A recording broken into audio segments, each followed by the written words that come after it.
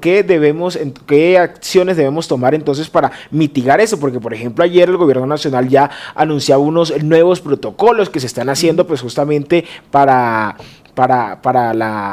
que esto no se siga registrando de esta misma manera. A esta hora vamos a saludar a Natasha Rojas, ella es docente de la Universidad Javeriana en Ciencias Políticas Internacionales. Gracias, profesora, por estar acá en Sigue la W. Y pues muy en general, para comenzar con esta conversación referente a la crisis que se está viviendo actualmente en el aeropuerto El Dorado, ¿se puede equiparar o se puede comparar con lo que ya vivimos con la crisis venezolana? Buenas tardes. Hola, muy buenas tardes. Bueno, de lo que conocemos hasta ahora y de las cifras y de la situación que se presenta, digamos, son dos procesos completamente diferentes, son dos movimientos o movilización humana diferente, que están buscando las mismas rutas, por supuesto, pero lo que se están viviendo en Colombia en este momento, pues no comparte las mismas características, entendiendo que estas personas, una de las grandes diferencias es precisamente que llegan en avión, están llegando por una aerolínea turca, están quedando muchas de estas personas varadas en El Dorado precisamente porque no cumplen los requisitos para ingresar a territorio colombiano, pero por la misma situación y el desbordamiento de las circunstancias tampoco son regresados, no se les puede permitir el paso tampoco en avión por otras rutas que quisieran hacer. Es decir, sí es una situación de gran preocupación, sí es una situación que atraviesa temas de derechos humanos y la institucionalidad del país, pero tiene unas características diferentes, pero se une en medio de una crisis global que hay en los temas de migración. Profesora, hay una cuestión que es la crisis o más bien el enfoque diferencial en políticas migratorias para proteger a todos. Si bien yo creo que ese punto en específico se podría equiparar pues en cuanto a lo que está sucediendo y en cuanto a lo que pasó en su momento con la crisis venezolana. ¿Esto es cierto? ¿Cómo se puede avanzar en este punto en específico?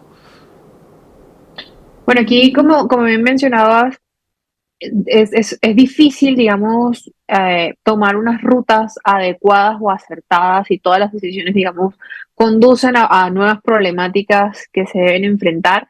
Y es precisamente para darle esto un enfoque de derechos humanos como debe ser el tratamiento que deben recibir estas personas que ya han llegado a territorio colombiano, que Colombia tampoco caiga en la trampa de la securitización de la migración y además de forma sectorizada y discriminar a una migración por encima de otra y cerrar fronteras, que es lo que menos queremos en este momento porque la migración no va a cesar.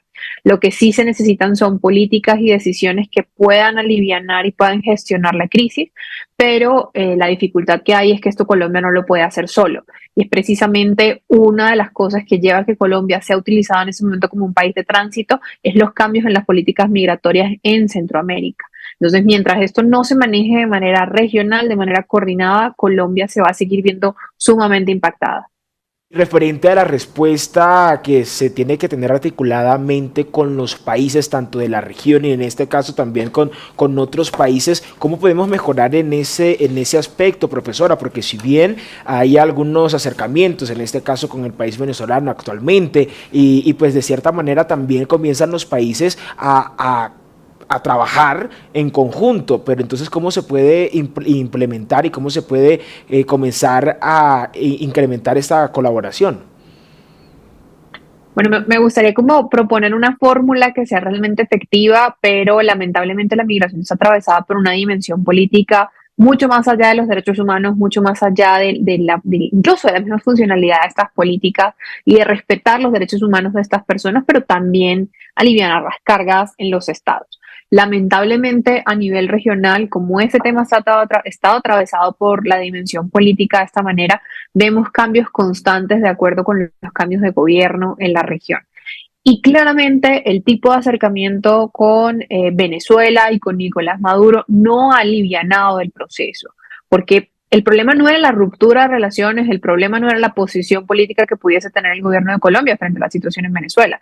El problema es la situación en Venezuela internamente que produce esta migración masiva. Y es lo mismo que está sucediendo en este momento con estos ciudadanos africanos que llevaban muchísimos años migrando hacia Europa y consiguen una nueva ruta que resulta muy atractiva, que se las vende atractiva todas las redes de trata. Y eso es otro elemento que digamos que quisiera agregar a toda esta ecuación.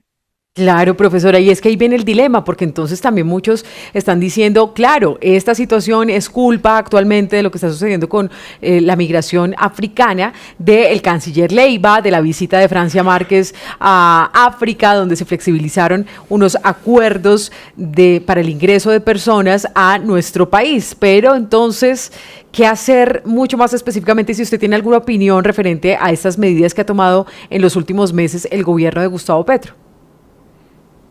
Bueno, creo que, digamos, sí debemos apoyar y debemos de alguna forma transitar hacia medidas mucho más flexibles para poder visibilizar una migración que ya se estaba dando. Y eso creo que es importante precisarlo.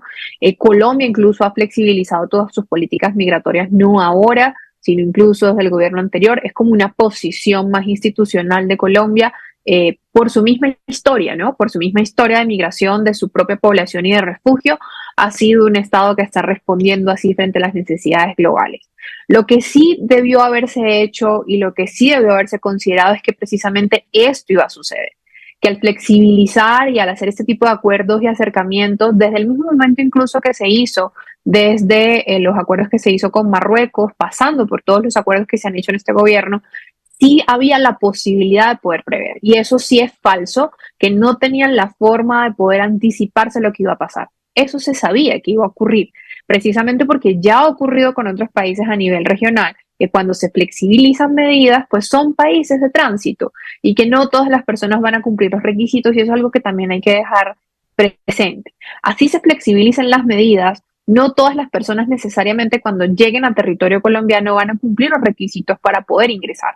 Y eso es parte del problema de lo que también está sucediendo en este momento, que a varias personas por falta de documentos, por no cumplir con todos los requisitos, a pesar de la flexibilización, no se les autoriza ingresar a territorio colombiano. Entonces creo que lo primero es, antes de tomar ese tipo de decisiones, antes de hacer ese tipo de acercamientos, hay que tener unas ciertas previsiones de cuáles van a ser los esto es muy efectos importante. y cómo se le va a tratar. Profesora, esta conversación es larga y tendida, Andrea, porque pues Sí, seguramente la vamos a invitar más adelante sí, para tal cual, y por eso le iba a decir, esta conversación será larga y tendida, tendremos seguramente la posibilidad de volver a contactar con usted para seguir hablando de ese inconveniente. Gracias por estar aquí en Sigue la W, y pues bueno, Andrea, seguiremos también pendientes tanto de la migración venezolana, que aún sigue siendo un fenómeno menor, si se puede llamar de esa manera, pero comienza entonces a salir otras vertientes de esta inmigración de otros países, sí, en este caso. Bien, gracias, Andrés.